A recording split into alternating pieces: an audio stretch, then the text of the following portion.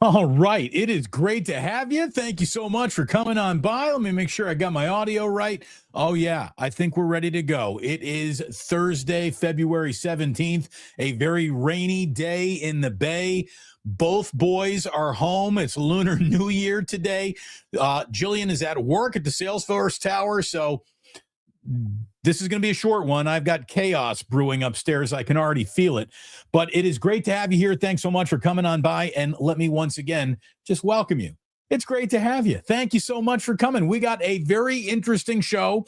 We are going to be explosive in our delivery, again, because there's an explosive situation with a 6-year-old and a 4-year-old just tapping into Netflix for as long as that can lock them down. But we got some great things for you today. Number one, go eat at Ike's. The sandwiches are absolutely delicious.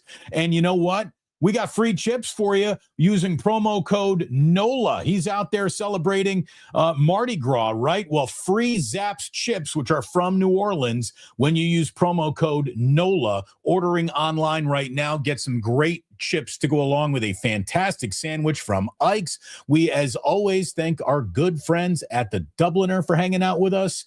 Love you guys at the Dubliner. Thank you so much for being great sponsors. And of course, we've now got our friends at Sleeper offering team picks for the first time. You can go ahead and you can pick teams. It's not just player props. It's not just fantasy. It is the fastest growing awesome site on the planet when it comes to community of getting your information up out there, playing with it, adjusting your own odds. Great boost to be found all over Sleeper. But I'm really telling you, game picks, it's the future, baby. So you go ahead and check out Sleeper. Thanks to everyone for being a part of this. Really appreciate them. Thank you, thank you, thank you. We go get that up there. We put that up there. And now we're officially ready to start the show. Explosive plays. My friends, get some explosion in your life. You're going to need some explosion in your life. You need it, especially if you're an NFL team looking for points when you're just driving down the field. Some very interesting stuff coming from Warren Sharp, who's a friend of the show, great NFL media guy. And how important is it to generate explosive plays in the current NFL? It's incredibly important. In 2025, if a drive had 0 plays of 15 or more yards, now that's what explosive plays are, 15 or more yards, you had a 16% score rate, a 6% touchdown rate, and 0.7 points per drive. Again, any NFL team measured across the entirety of the season, if your drive didn't have one explosive play, you had a 16% chance to even score. You had a 6% chance of a touchdown, and you had a 0.7 points per drive average coming out of that. Now, if your drive had just one play of 15 or more yards in it, just one play of 15 or more yards, you had a 61% scoring rate, which is the highest in a quarter century. You had a 36% chance touchdown rate and 3.3 points per drive. So basically, one 15-yard play averages out to at least getting a field goal. Every single time you do that in a drive this year in the NFL, 61% score rate, highest in a quarter century. The people who have labeled the 49ers, Brock Purdy specifically, a dink and dunk quarterback have always gotten that wrong. When Brock is dinking and dunking, that is either where the play is supposed to go because it's setting up something, or it's just part of the rhythm of that drive, or it's all that's there, or he's got to get rid of that ball quickly because he's just not getting enough time. You know, you can't go broke taking a profit, is the famous saying about, we're just going to pick up these yards that are sitting right here for us. Well, if you want to make money by scoring on that drive, you do need one play in there that rocks that defense back on its heels a little. This is why There's so much talk about adding wide receiver help because when you think about explosive offenses, you're thinking about, well, I need a wide receiver who can really go downfield, present a viable threat, get open, be open. We need big explosive plays in the passing game. And to do that, you need the right wide receivers. And I'm not going to argue that the right wide receivers are a good way to go about getting explosive plays. Of course you need them. This is why I do think one of the big spends for the 49ers in free agency should be Alex Pierce. Pierce has vertical stretching ability. He just led the NFL with a league best 21.3 yards per catch for the Colts this past season. He is a deep threat. He's also usable enough anywhere else on the field to where he's just not a one-note wonder. He has, as ESPN called it, he can play a volume role as a multi-level target. I think the 49ers need to go out and sign a viable, been there, done it before wide receiver that's not some rookie that Kyle is going to lose faith in almost overnight. The minute he gets drafted, he's in the doghouse. We have seen that with way too many guys. We've seen that with Jordan Watkins. We've seen that with Danny Gray. We've seen that with Jalen Hurd. We know their names. The amount of guys who get drafted, who don't do nothing, it's way too many. So go get a guy who Kyle can have faith in, plug and play. Again, this is why I thought Demarcus Robinson was going to get used a little bit more this year. Kyle found a way to not use him in some weird ways too. He really did. But I don't think that wide receivers are actually what you need for explosive plays. I think you need the right offensive lineman for this explosive play formula to really start working on your behalf. It's protection and it's opening up running holes because that Christian McCaffrey can make explosive plays on the ground. This year he didn't. Why didn't he do it? It was because of that offensive line. It wasn't because of him. He was fantastic. The offensive line in front of him was something that he had to battle against as much as he had to battle against the other team's defense. So it's officially time to upgrade this offensive line. And in doing so, guess what? Who your wide receivers are instantly starts mattering less. And who your running back is matters a little less. And it's going to have to matter a little less because they can't expect Christian McCaffrey to have a year that is similar to the year that he just had. There is tread off of those tires for sure. You've got to play smash mouth football. You've got to win in the trenches. And by doing so, that's where the big plays come from. So if we're talking free agency, forget about Alec Pierce. Forget about the wide receivers.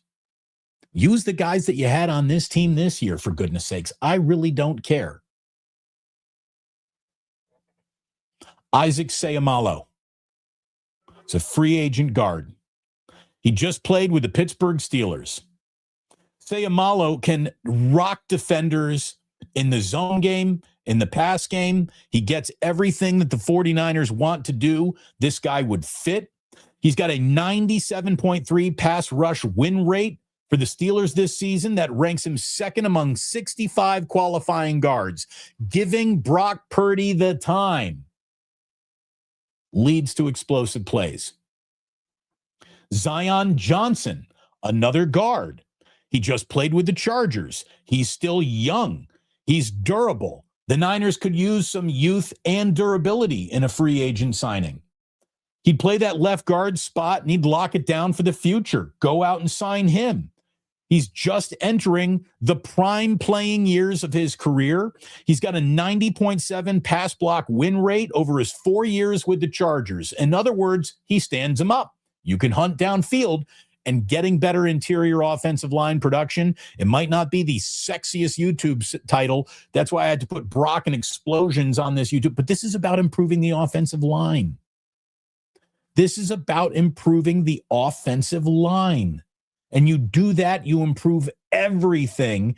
And if you really not want to play, let's not screw around. And why I get any pushback on this from Kruger is just beyond me.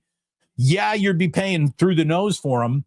But Drew Dolman, I think, is a huge reason why the Chicago Bears were a playoff team this year. They signed the best center in football in free agency last year, and they were a playoff team. They were a Final Four team in the NFC. I think he's a real big reason for it. Pardon me.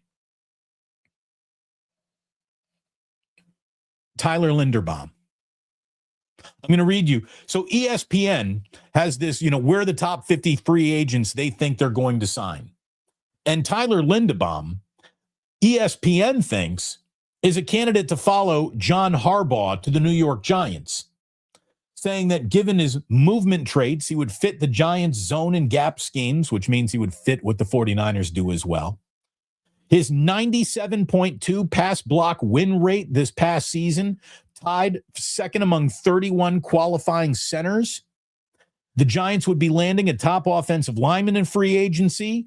ESPN says keep an eye on the Raiders there as well. They could also use Linderbaum's tone-setting mentality on the interior. Well, if the Raiders could use it and the Giants could use it, there's no reason why the 49ers couldn't use it too. And they could use it more because guess what? The Giants are a non-factor, and the Raiders have been a non-factor for so many years in a row that we're not going to worry about them until they give us a reason to. Now, one of the things they did to really make Fernando Mendoza blossom in Bloomington was go out and sign Pat Connaughton, who was at Notre Dame, transferred to IU, and was spectacular for the Hoosiers. Mendoza does need a good center. If I'm the Raiders, I am throwing the bank at Tyler Linderbaum for sure. Again, there's nothing that the Raiders really need that the Niners don't also need too. It's the truth. They need better interior offensive line play. If the 49ers took their entire free agent budget and didn't spend it on Alex Pierce, but signed Zion Johnson and Tyler Linderbaum, that would be good with me. That would be good to me.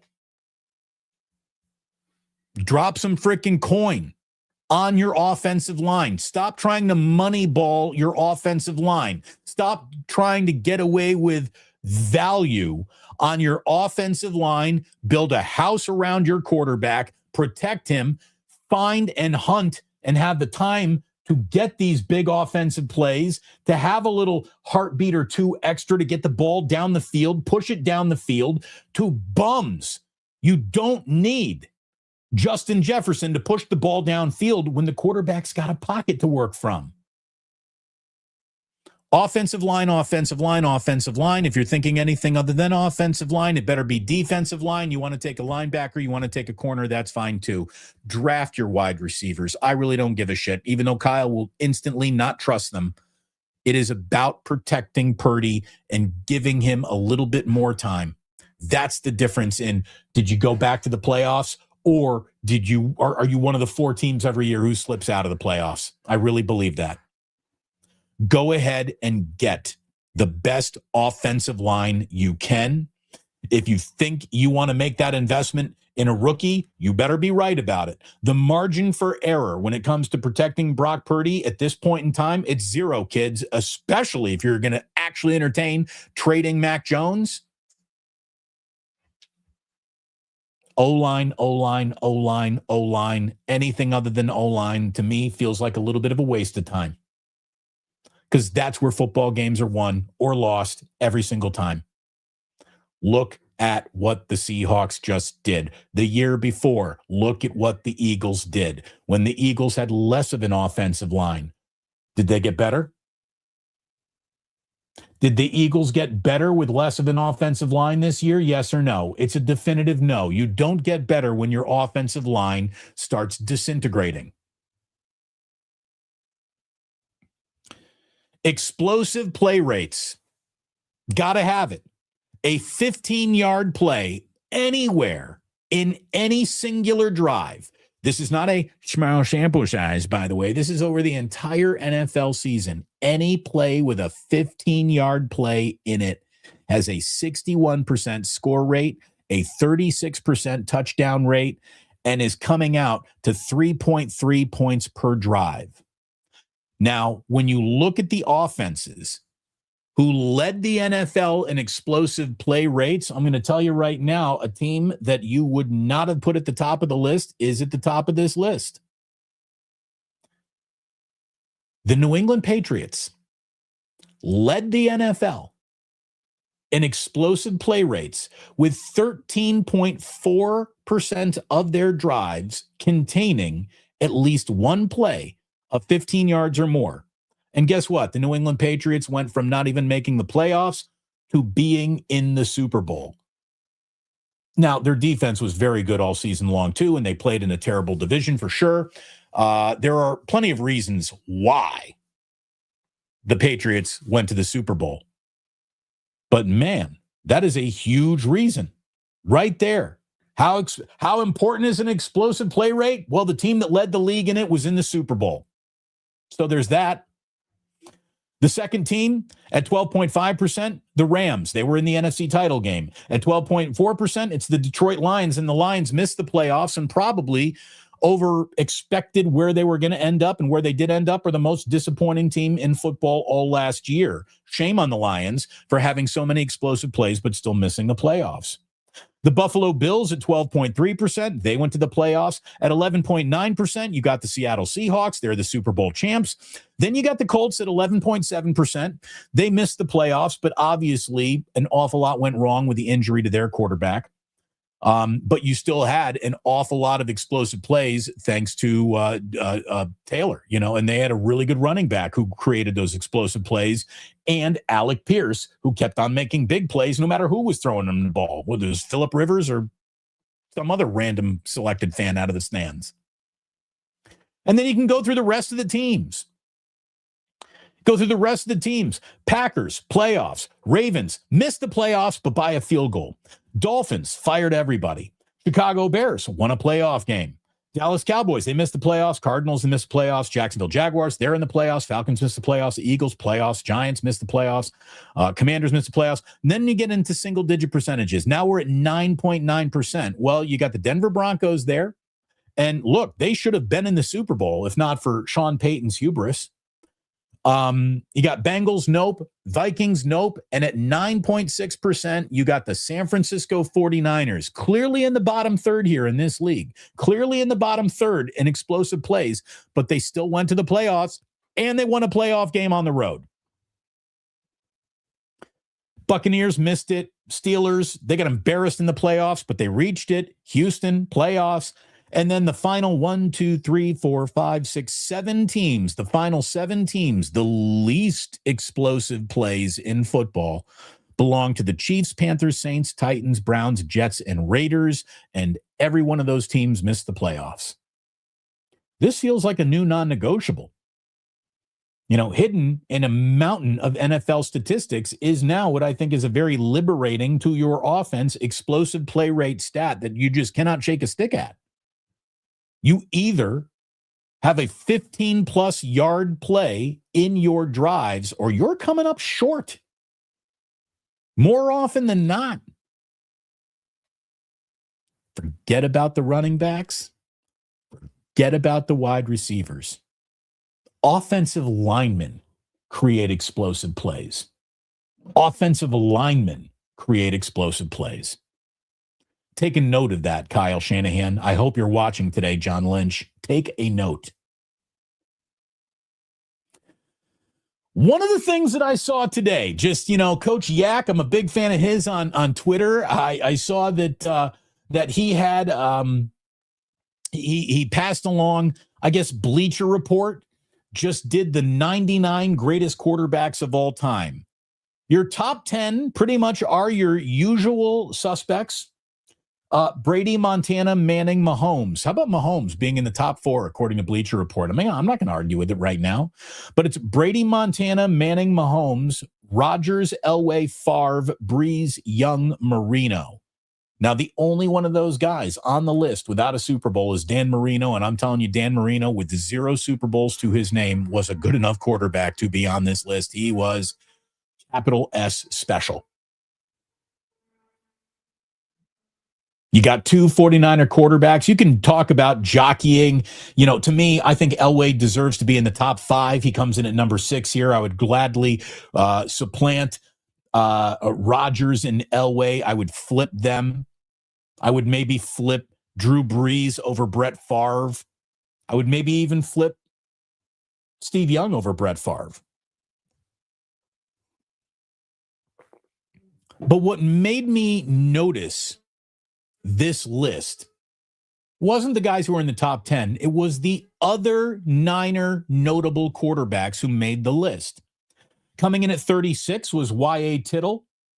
Coming in at 64, John Brody. At 74, Jeff Garcia. And Alex Smith came in at 76. How is Alex Smith on this list? Seriously. How is Alex Smith considered one of the 99 greatest quarterbacks ever? I don't get it. And I don't think Alex Smith should be on this list, and I don't quite think that Brock Purdy has qualified for it. But I'm here to tell you right now, Brock Purdy is a better quarterback than Alex Smith was, period. Full stop. Has already accomplished more in the dawn of his career than Alex Smith did over 14 years, if we're being completely honest about it. So if Alex Smith is on this list, Brock Purdy should be on this list. By the way, Jalen Hurts is on this list. Jalen Hurts, one of the 99 greatest quarterbacks of all time. I understand that he was a part of a Super Bowl champion. I get it. That really changes perception. There is no world where Jalen Hurts is a better quarterback than Brock Purdy. That doesn't exist. But he's on the list. And again, look, Alex Smith, and I'm not here to crap on Alex Smith. I'm really not. Because Alex Smith was a graceful professional, an absolutely graceful guy, a really good teammate. Everybody liked him. He was a pro's pro, professional as the day was long. But he's not a better quarterback than Brock Purdy. Alex Smith threw for over 4,000 yards just once in his 14-year-long NFL career. He had one great game against the Saints in the divisional in the postseason, which was the crescendo of his entire career coming out of the 2011 season. But he didn't win any truly significant game. Again, every playoff game's a big game. You know, the guy never won a big game. If he's won a playoff game, he's won a big game. But he only won one. Alex Smith won that big game. And then, you know, he loses his job to Kaepernick ahead of the Super Bowl because Jim Harbaugh just knew. As good as Alex Smith is, the raw talent of Colin Kaepernick serves this moment better. I'm going with Cap in the big game, and I don't begrudge Harbaugh that at all. By the way, John Wallace says, was Terry Bradshaw left off that list? Oh, he's got to be somewhere on the list, but he's not in the top 10. Terry Bradshaw has never, for a millisecond of his life, been a top 10 all-time NFL quarterback. Never. Never, never, never.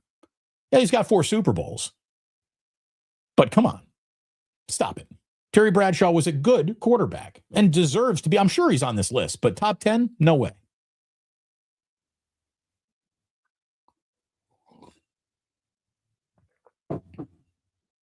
And I agree with you, Otis. Kaepernick's moment in time, man. He had a moment in time. It didn't last as long as anyone wanted it to. But the 2012 and 2013 Niners offense was just absolutely, before the rest of the league caught up to his very unique talents. I mean, it was him and Russell Wilson, right? That was the future of football, being that mobile. Oh, my God. John goes, Elway in front of Terry Bradshaw? Dude, do you even football? Yes. John Elway is so far superior as a quarterback to Terry Bradshaw. It's not even funny. It's not even close. John Elway is one of the greatest pure quarterback talents ever to touch the football field in the history of the position or the sport. John Elway dwarfs Terry Bradshaw's talent. Are we serious? Like, dude, go look it up.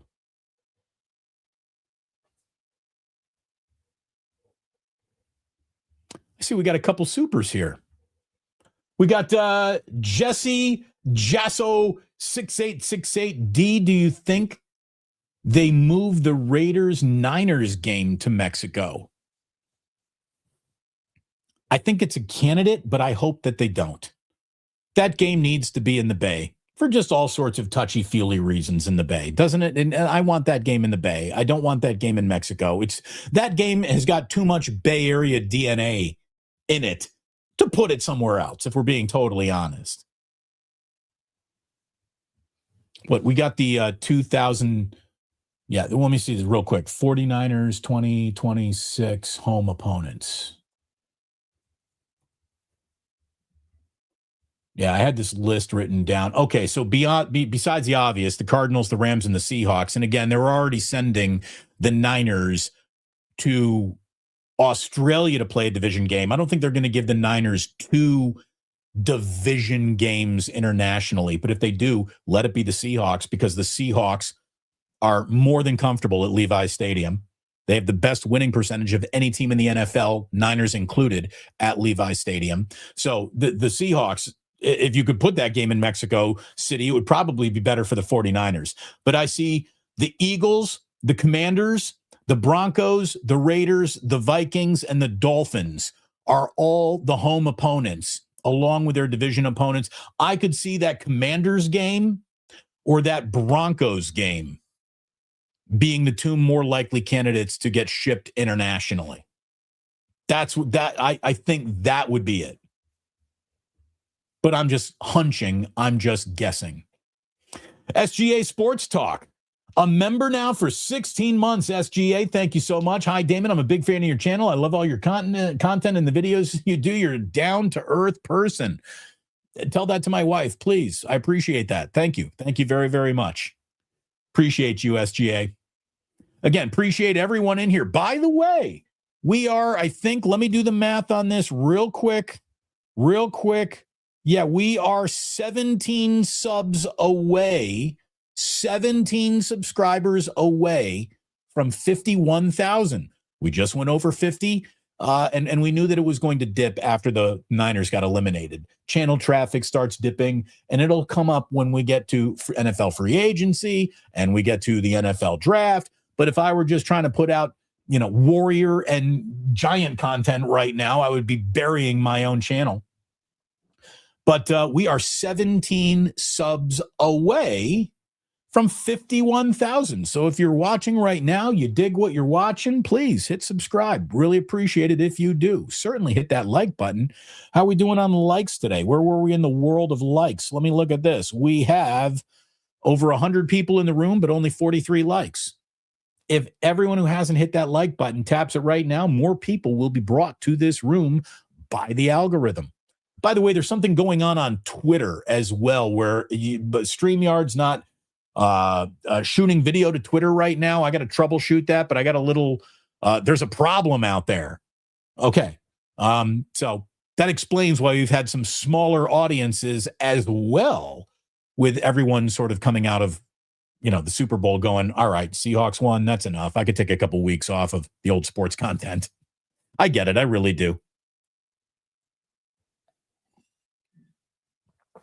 The big news yesterday, and this is certainly something that Kruger and I talked about on Wake Up, the only show that I did yesterday, again, boys off of school. Tyreek Hill and Bradley Chubb are both available. The Dolphins have basically cleaned out the aquarium. They really have. You got a new head coach, you got a new general manager, and they're making some tough decision flushes. And the real question is, what are they about to do with Tua?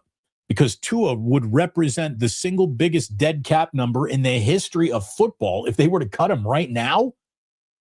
But who's going to trade for that team, or who's going to trade for that player with that contract? I don't know. That's one of the all-time, that was a bad choice contracts in football history, to be totally honest with you. So what the Dolphins do around Tua is where all eyes are next. And I would say this. Chubb to the Niners? Absolutely. Absolutely. I would add Bradley Chubb and feel really good about it.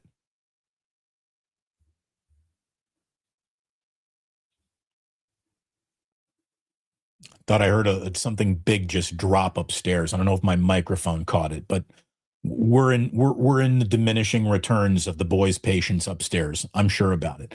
Oh, hold on. So we got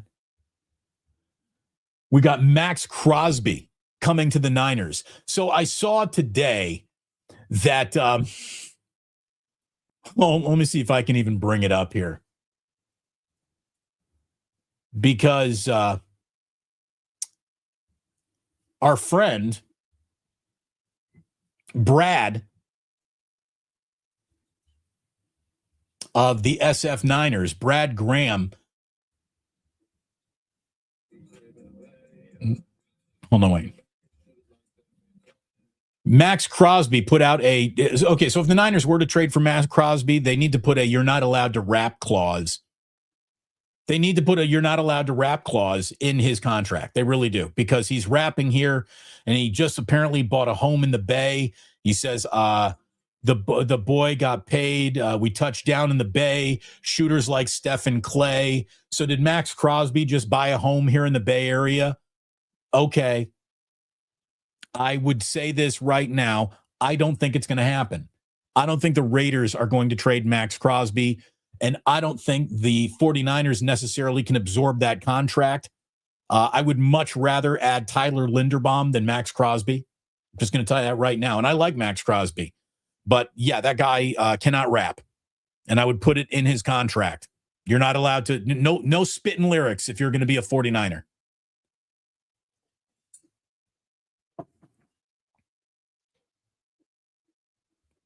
Yeah, I heard Max bought a house in the Bay. A lot of wealthy people buy homes in the Bay Area. It's nice here. You know, you're willing to be like, hey, man, why doesn't he just live in Vegas? Well, because in Vegas, you have, 6 to 7 to 8 months of the year where if you go outside, you explode. That's how hot it is. Again, Vegas is a great place to visit. I would not want to live there just based on that oppressive heat, like the same way I wouldn't want to live in Phoenix. No deserts for Damon Bruce. No, thank you. Not interested.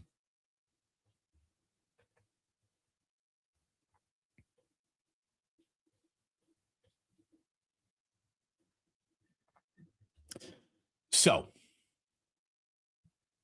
a couple of other things real quick before we get to today in history. First of all, let me just say, it doesn't feel like the NBA's gotten an awful lot right lately. Like, we will talk about tanking here in just a second, but it's so easy to point at the NBA All-Star Game and say, why do you even bother? Because how stupid is it to have, a celebration of your sport that makes more people angry at it than really want to celebrate it? But I will say, after initially bitching, saying this doesn't feel like the right idea, the round-robin tournament that they put on was the best rated and most competitive All-Star game we've actually seen on a Sunday in a very, very long time. Basically, what that round-robin tournament did, because the All-Star game used to be mailing it in for 42 minutes, and then in the final crunch time of that fourth quarter, you actually had something to watch if the game was close enough and not, one team hadn't run away and hidden from the other. You actually got some real competition in like the last 6 minutes of the game. What the NBA All-Star team did with this All-Star game weekend did with this round robin tournament was basically give us 4 fourth quarters. Now, the last quarter had the old guard against the young guys, and the old legs were tired and the young guys ran them off the court. The last game was the least competitive, least interesting game of the 4 games. But I thought it was good for the NBA, and I got to tell you, I watched it. I didn't think I was going to be flipping from the Olympics or from whatever college basketball I was watching over to the NBA All-Star Game, which was also going up against the final pro-am round at Pebble. By the way, Colin Morikawa, way to go. Is it Morikama? Yeah, but either way, the kid from Cal won it. But it was good to see guys actually caring and competing, and I think that the NBA has found a way to solve its all-star problem. Now, it has not solved the problem of that dunk contest reaching, maybe it's, we always say this is the worst dunk contest ever. I do think this year might have been the worst dunk contest ever. The three-point shootout now needs to be the crescendo of skills. The dunk contest should come before the three-point shootout. And by the way, how about Dame Lillard winning the three-point shootout? Not bad for a guy who's not even playing this season. Are you telling me Steph couldn't have got out there? I know his knee is a little sore, but are you telling me Steph could not have? If Dame Lillard with a torn Achilles can go win a three-point contest, couldn't have Steph dressed for that? Just saying, Steph, we're running out of special moments with you in our lives. We want as many as we can get. Please give us more.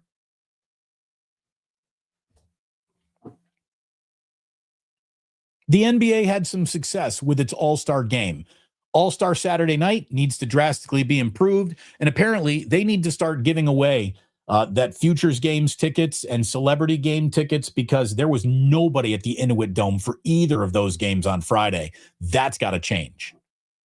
Oh, and by the way, maybe don't put All-Star Saturday night at 2:00 in the afternoon West Coast time because you don't want to run into the Olympics. That's got to change too. Now, when it comes to tanking, look, can we be honest about tanking? The NBA will never be able to fix tanking. They really won't.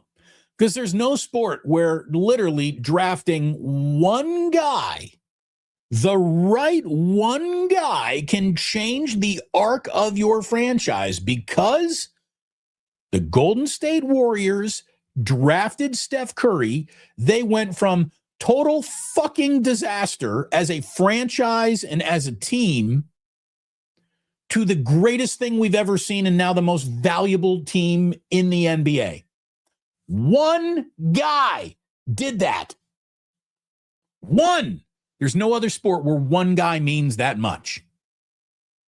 There's certainly no other team sport where one guy means that much. There's no such thing as coming up with the fines or the stripping of future or second round draft picks that NBA teams, they'll be happy to write that check. They'll be happy to write that check. I'm going to tell you right now, Joe Lacob would have gladly written a $100 million check to the NBA in fines if it meant I get Steph Curry. The Cleveland Cavaliers would have sent $1 billion in fines to the NBA for the right to draft LeBron James. I mean, there's no amount of, I'm not going to pay this penalty to go after this player that I really think can change the arc. So what I do think we need now is for the NBA to just admit that there's no real fixing tanking. So you need to let teams have to wear their bad seasons like a badge of courage. It's time to eliminate the lottery. It's time to let teams stop jockeying for position. Because I will tell you, tanking it's always been around. It will always be around. But this year, we're watching tanking take place before the All-Star break. Like, that's ridiculous. We're watching teams make trades to buoy what's supposed to be their present and future and just say, no, this entire trade isn't about the present at all. It's about the future. So we're going to pretend that Jaren Jackson Jr. needs surgery and we're going to shut him down for the rest of the year now in Utah because we're not even going to play him in fourth quarters because we don't even want to win, even though we just made we want to win level trade. No more draft lotteries. And I do think that teams with the 10 worst winning percentages need to start offering their fans, by rule, massive discounts on tickets or concessions. Well, what if the players had to go and play in a tournament to secure draft picks? Not a single player gives a shit about anyone's draft position other than their own. Not a single player in basketball will play a lick harder for their team to get a better player in the draft because that means maybe your job gets eliminated. Players don't give a shit about bettering the future of their franchise that they're probably not even going to be a part of after this offseason. So that's not going to work. Have a straight up worst to first draft order and let the teams with the 10 worst winning percentages at least make it easier on their fans. Reduce ticket prices, almost giving away concessions. If the NBA did that, I'd be fine with it. Go ahead, tank all you want, but don't be charging full price to your fans while you're doing that bullshit. That's the way I think you need to fix it.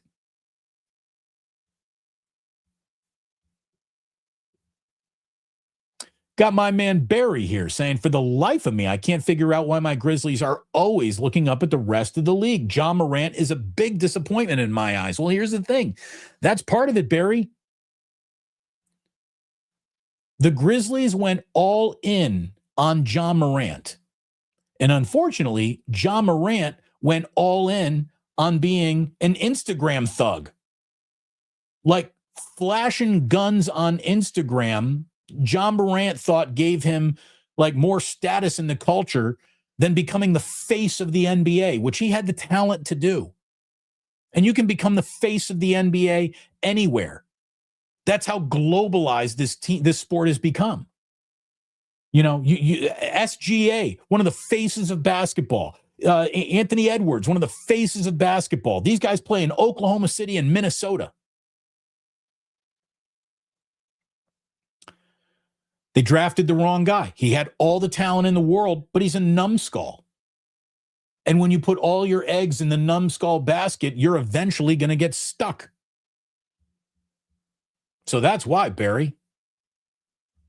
Got Jesse Jaso again coming in with another superhero saying, huge Raider fan, have not been to the new stadium, have not been to an NOL game since 2019.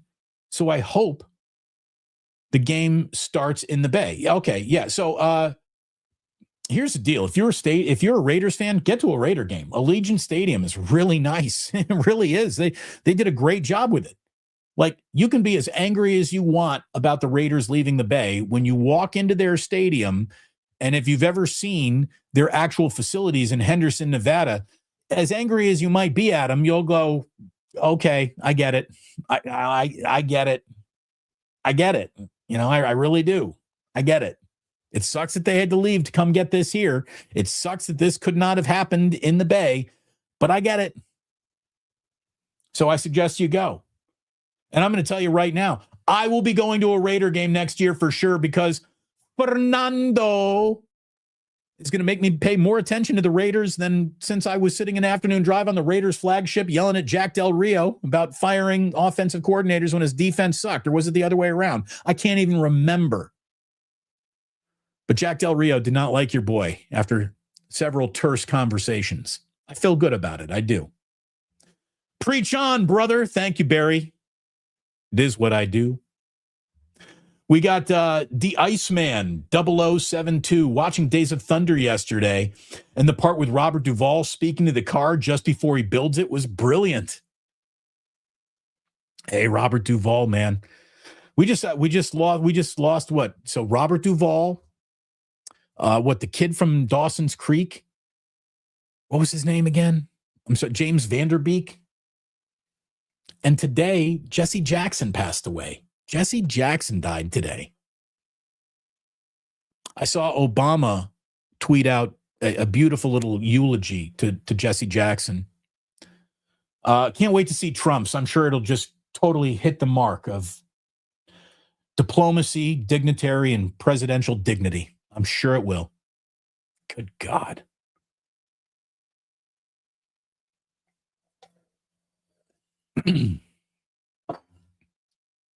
There's no way to fix tanking. Does not exist. It is unavailable because the incentive to get the right player so outweighs whatever penalty or punishment you could attach to it. The teams won't stop. Just won't stop. Somebody even said, well, let's just have outright free agency right out of college.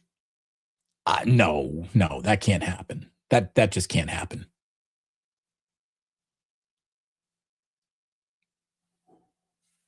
You know, could you imagine if the best team in the NBA had the right to, and like, here's the thing, while that can't happen either, why the draft has to remain. Look at all of the business that's being done around the NBA that just involves draft picks. What are you going to tell me? These draft picks now don't mean anything because there's no draft? Like, Oklahoma City would be able to sue the league for the value of the league if they were to change the rules midstream like that. Can't do that.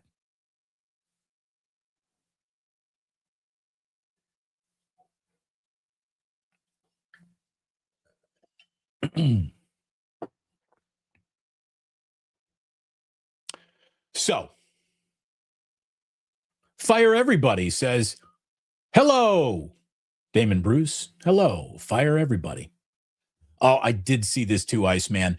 There was Al Pacino. So it's the end scene in Godfather 2, where you have all the brothers sitting at the table, and one by one they get up, and the only person remaining at the table is the only person in that scene who remains alive.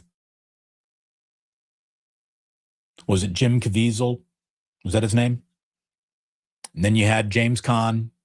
And then you had Robert Duvall. Al Pacino remains.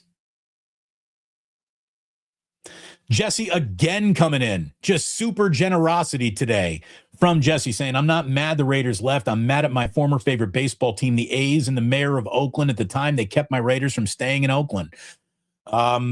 Look, both those teams were the other team's worst enemy. And then, unfortunately, Oakland has so thoroughly positioned itself as the worst enemy of good ideas and ways to keep tourism in the town. Yeah, just everything that could have gone wrong did go wrong. And then you had ownership incompetence just steaming out of both Mark Davis and, John Fisher's ears. So everything that could go wrong did go wrong. And it sucks that that's all gone now because I do miss it. I really do. Being able to go to a Raiders game, being able to go to an A's game, I do. I miss it. And I'm Mr. I don't think we should have international. I don't think we should have interleague baseball every year. I don't. I want to go back to the way it used to be. I don't need to see every American League team come through town. I don't need to see the Minnesota fucking Twins. I don't. I would do interleague play like the Olympics. Once every 4 years, I think is enough for me. Again, I don't like getting political here, although we do live in a time where you have to speak out against just straight up corruption and nonsense and criminality, and where are the fucking Epstein files, and you're all pedophiles if you're defending that for sure. But read it. Donald Trump is incapable of offering a simple, dignified condolence without dragging the moment back to himself and taking shots at others. This is narcissism. Day one of Psych 101, easy to diagnose narcissism.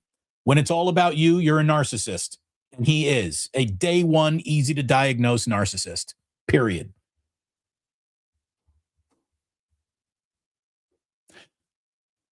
A little bit more on basketball.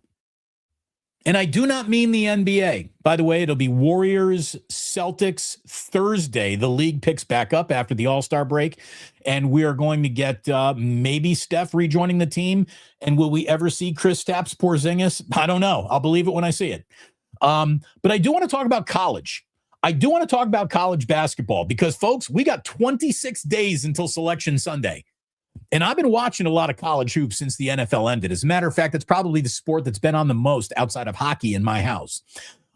Arizona, who was the undefeated number one team in the country, lost back-to-back games this past week. Iowa State just last night beat number 2 Houston in a real fun one. That was a close game. That was great. My Hoosiers, I got to tell you, they got as many bad losses as they do good wins, and they're a very middle-of-the-pack team. I hope that they make the dance because they got enough shooters to where if they were in an NCAA tournament game, they could win it if the shots fall. But Indiana has not cloaked itself in basketball glory yet this year. I don't think that they necessarily will. Let's see where they end up. But I'm going to tell you right now, we are 26 days away from Selection Sunday, and I just want to say Michigan, Arizona, Iowa State, Houston, Duke, UConn, Illinois, Nebraska. I think I've got at least 3 of the Final Four teams in that list. There is an awful lot of cream at the top this year. Michigan, Arizona, Iowa State, Houston, Duke, UConn, Illinois, Nebraska. That might be your Final Four, could be in that group alone. Now, somebody always crashes the party, but I think 3 of the Final Four teams are in the group that I just mentioned. Selection Sunday, 26 days away, baby. I love it. By the way, Smiley Dan, I agree. NBC must stand for nothing but curling. Now, America's doing well in the curling rink, which is why I think we're getting so much. Normally, Team USA gets eliminated by now, so they don't stay on curling. But there's a lot of American success, I think, in curling this year, which is why it feels like we're getting so much of it. But yeah, I'm ready. I was so happy to watch last night some big hill ski jumping. I love that shit. I could watch Nordic men and women go off the ski jump all day and night long. That is crazy to me. That's like your life is in your own hands athletic endeavor. I love the ski jumping. I love the hockey. Bobsled's coming today. I'll watch luge and skeleton, but to me, bobsled, that's where the fun starts. And my boys are ready for it. We're going to be going upstairs and watching bobsled this afternoon. I think it's happening on NBC this afternoon. American, now they call it monosled, a one-woman bobsled. An American woman American women won gold and bronze in solo bobsledding. I watched that last night. That was really good.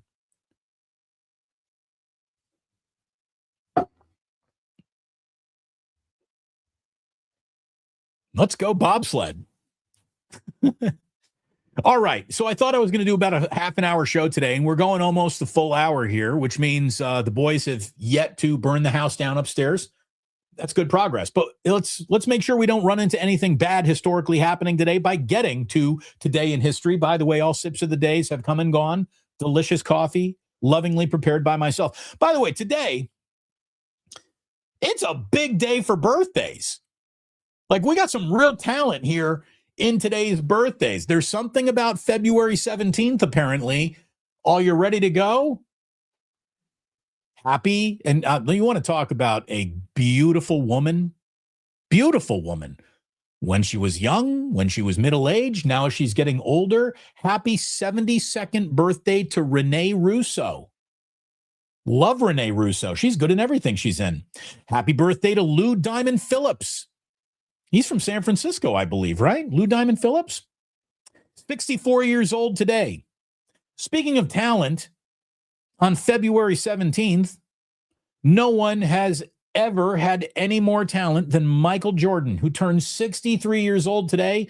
And it's nice that that guy, finally won something. He was the owner of the car that won the Daytona 500. So Jordan was thrilled about that. Now we get into a lot of, like, you had 3 names today, so you were born today. Well, this is 4 technically, but Larry the Cable Guy turned 63 today. You've got director Michael Bay turning 61. If you want your action movie to have some real homoeroticism in it, he's your guy. Denise Richards, 55 years old today. And Denise Richards, again, absolutely beautiful woman, bad choices. If you choose to marry Charlie Sheen, you got suspect decision-making. Billy Joe Armstrong, 3 names. Lead singer of Green Day, 54 years old today. Jerry O'Connell, who went from fat kid in Stand By Me to handsome adult to married Rebecca. No, he married someone. Or is that no? John Stamos married Rebecca Romaine Stamos. Who did Jerry O'Connell marry? I think a beautiful woman too, right? Either way, he now basically goes around and watches sports for Barstool. It's a good kid to have, I guess. He's 52 years old. Paris Hilton, 54. Ed Sheeran, 45. No, excuse me. Paris is 45. Let's not put 9 more years on Paris there. Paris Hilton's 45. Ed Sheeran is 45. Another 3-name guy, Joseph Gordon-Levitt, is 45. Another 3-name guy, Jeremy Allen White of The Bear. And by the way, he's also in a really good movie. I think, what was it called? The Iron Claw. It's about the Von Erich brothers. Good movie. Check that out. Jeremy Allen White is 35 years old today. And speaking of talent today, again, you get Michael Jordan, and it would have been Jim Brown's 90th birthday. One of the greatest running backs of all time. So lots of birthdays today. And yes, indeed, we will get to Paris, France, better than Paris Hilton. I would agree. R.I.P. Jesse Jackson. Yes, Craig's that happened today. Damon, you're slow, brother. What am I? I'm slow. Slow. What?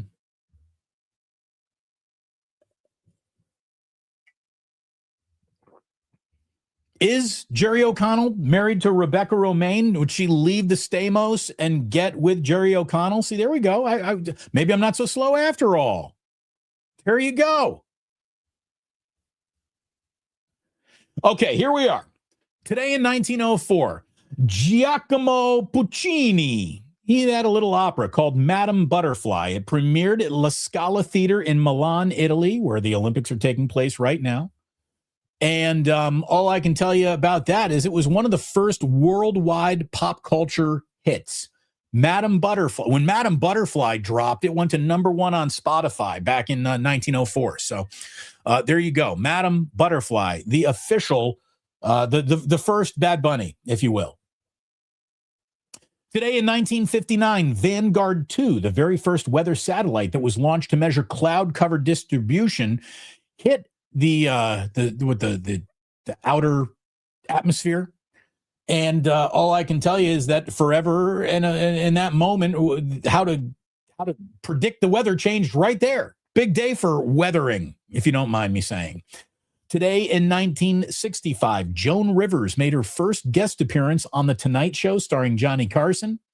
And then, of course, Joan Rivers got banned from The Tonight Show when she got her own show. Johnny thought it was a moment of just disloyalty. She got herself banned from NBC forever. Joan Rivers was awesome and funnier than Johnny Carson, if you don't mind me saying. And I love Johnny Carson, by the way.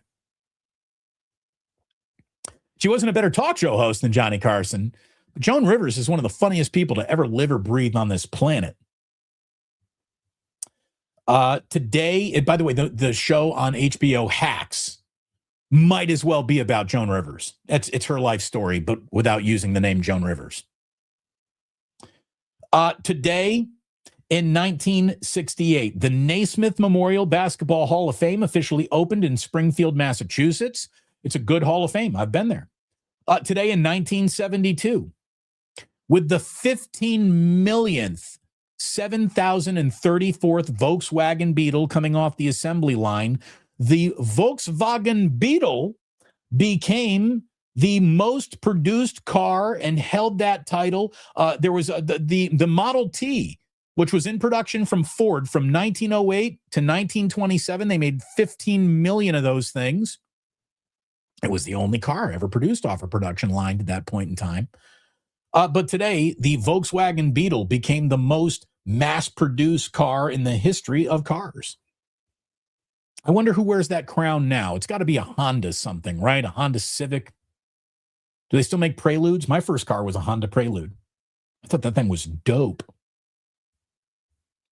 Today in 1992, Jeffrey Dahmer got sentenced to 15 consecutive years, 15 consecutive life terms, not years, 15 consecutive life terms for a series of absolutely gruesome murders where he dipped people in acid, which, by the way, I think Jeffrey Epstein did too.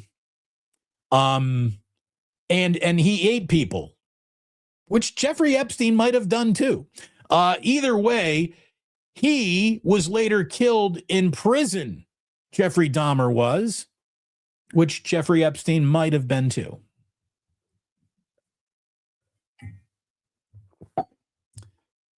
Today in 2001, are you ready to feel old? I'm going to make you feel old right here. We normally don't talk about music, but this was such a big song.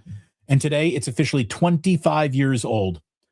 I'm sorry, Miss Jackson. Who? Outkast Miss Jackson is 25 years old, released today. By the way, I just heard one of the boys come downstairs. Come on in, Ozzy. I'm at the end of the show. I knew you were going to come downstairs at some point here. Are you and Jack behaving upstairs? Yeah. You're behaving upstairs? We got the Ozman riding out the rest of the show with us. But yeah, I'm sorry, Miss Jackson. Whoo! I am for real. Yeah, I know. I was going to come down close to the end of the show. You wanted to come down close to the end of the show today? But I didn't want to disturb in the middle of the show. You didn't disturb the middle of the show, but you wanted to come disturb the end of the show? No, just a quick say hi. There you go. By the way, yes, it is Ozzy, O-Z-Z-Y. I see Hey Jude's dropping O-Z-Z-I-E. That would be Ozzy Smith. No, my kid is not named after Ozzy Smith. Do you want to tell everyone what your real name is? Ollie? Well, we call you Ozzy, but your real name is Oscar, right? Yeah. But you like Ozzy more, don't you? Yeah, he likes Ozzy more.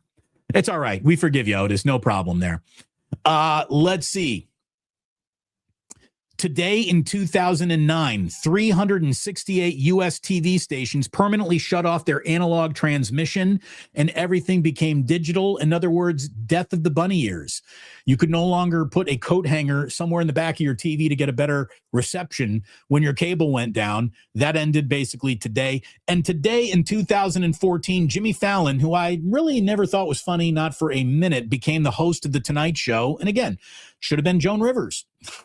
She was not available then. But he replaced longtime host Jay Leno, and Jimmy Fallon is, maybe good for a musical YouTube gag, but that's about it. I never was a big Jimmy Fallon guy. And there you go. That's the end of today's show. Oz, you want to thank everyone for watching? Thank you for everyone watching. And we always wrap up by saying, sports don't build character. Sports don't build character. They reveal it. They reveal it. And like that. And like that. You go like this. He's gone. Do it. And say he's gone. He's gone. Thanks, everyone.